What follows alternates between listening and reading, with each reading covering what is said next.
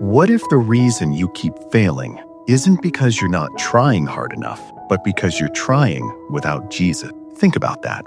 You pray, you promise, you try again, and for a moment, it feels like you're finally changing, but then you fall again. Same sin, same habits, same guilt. And slowly, something inside you starts to break. You begin to wonder, why can't I change?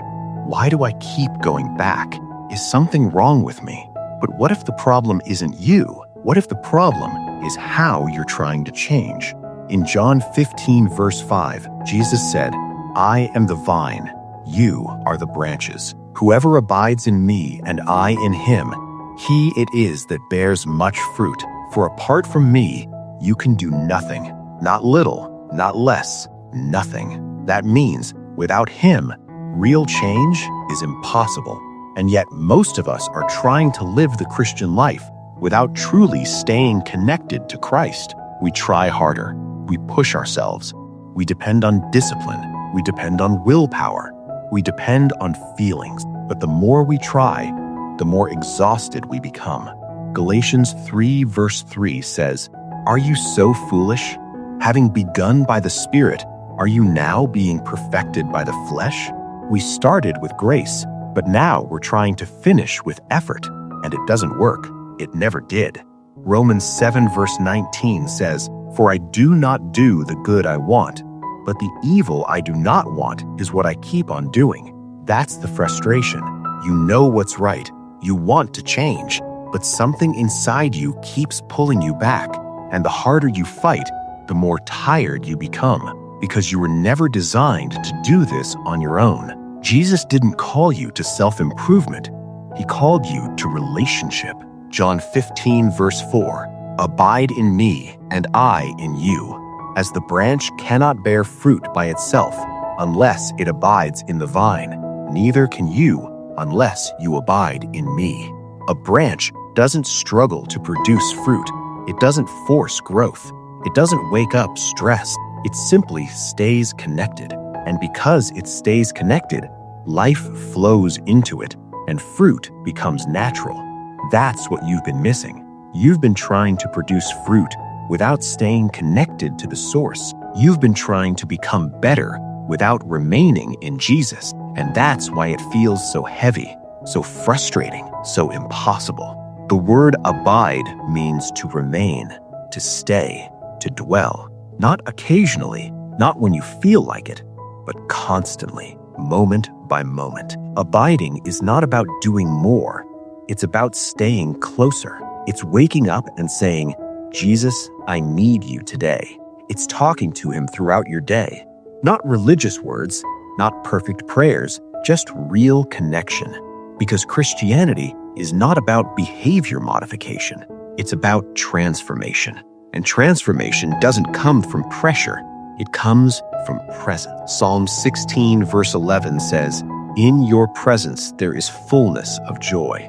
Not in your effort, not in your discipline, in his presence. Matthew 11, verse 28, Jesus said, "Come to me, all who labor and are heavy laden, and I will give you rest." Some of you are tired, not because life is hard, but because you're trying to carry something you were never meant to carry.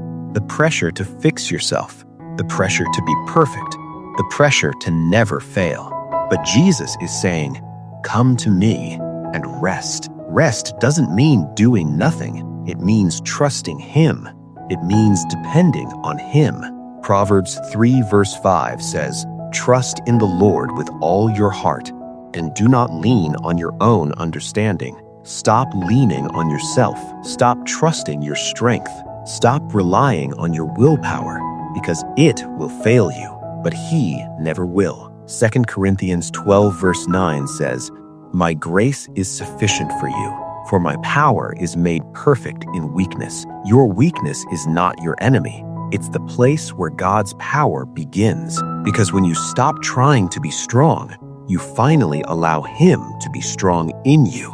That's abiding.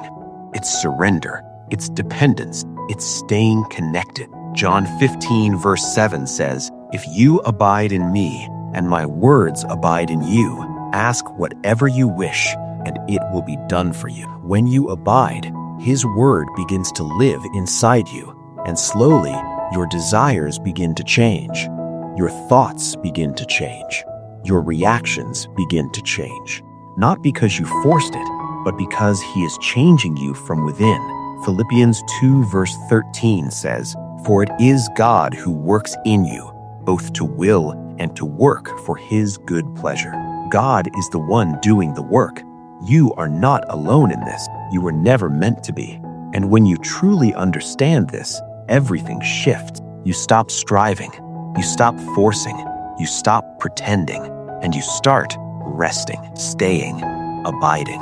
And then something beautiful happens. Fruit begins to grow. Not fake change, not temporary motivation, real fruit. Galatians 5 verse 22 says, "But the fruit of the Spirit is love, joy, peace, patience, kindness, goodness, faithfulness." Notice, it doesn't say fruit of effort. It says fruit of the Spirit. That means if the Spirit is in you and you stay connected, fruit is inevitable. So stop chasing change. Start staying with Jesus. Stop trying harder. Start abiding deeper. Because the secret to the Christian life is not how much you do for God, but how close you stay to Him. So right now, don't rush. Don't scroll. Just pause for a moment.